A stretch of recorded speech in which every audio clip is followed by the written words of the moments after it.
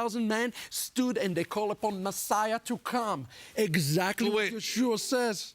In the blessing. In the blessing of the blessing, it says we call upon Messiah. He said that Yeshua is Messiah, but many of his people said, well, it's a forgery. It's not, he didn't write it. No, listen. It doesn't matter even if he said this. God is using him, like he used Trump, he's using him. It doesn't matter if the note that he left, okay, literally says, spell the name of Yeshua. But what I'm saying to you, how do we know that the note is true? I'll prove to you that the note is true. I like to hear. Because 600,000 Jewish men stood because of his death and called upon the Messiah to appear in Israel. That means that his prophecy is true. So I think even though they don't recognize it's Yeshua yet, they're crying out, we want Messiah now.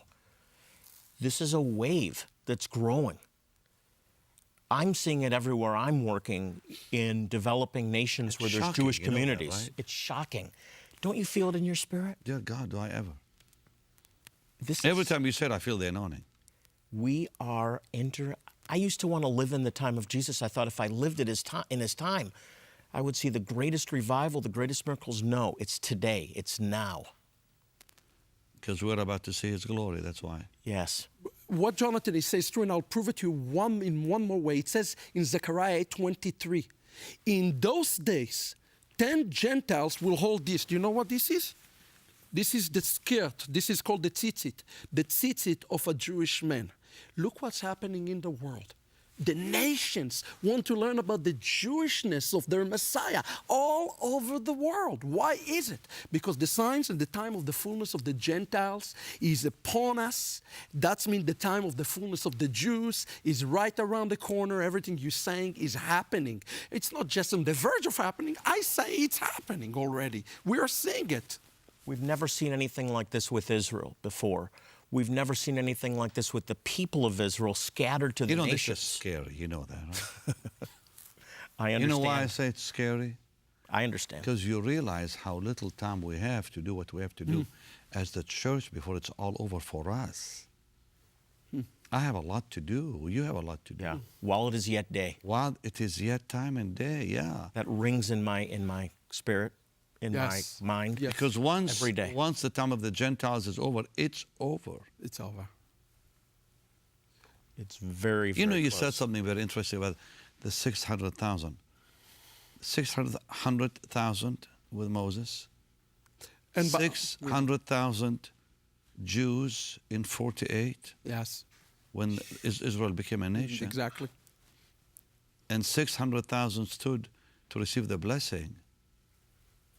Don't you see a connection here? Yes. This is not. It's like a rebirth. Because when Israel came out of Egypt, it was a new beginning. 600,000. When Israel became a nation in 48, 600,000. It's a birth. This is like a new birth now again. Don't you think I'm right? No, I don't know. The second he said that, I feel it in my spirit. The second he said this, I'm thinking, wait a minute. The 600 and 600, and now another 600. Remember, those are 600,000 who are yet to accept Yeshua Messiahship, standing and say, Baruch haba b'shem Adonai. They're welcome in the name of the Lord. Do you know, I have been in this atmosphere, and I tell you, the power. So when you quoted from Romans 11, we have not seen even the smudge of a revival yet. So wait, when you stood there, and you've been there when the blessings were... Yes. You said the power. Explain that.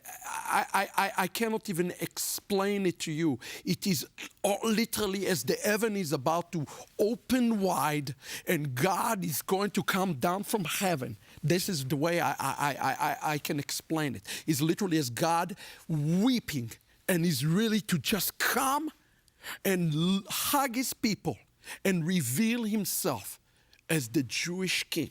That is exactly what I feel in my God. And you know, it's not going to take much. It's going to take even for God. You know, I can tell you, I'm working right now with rabbis. I'm working right now with rabbis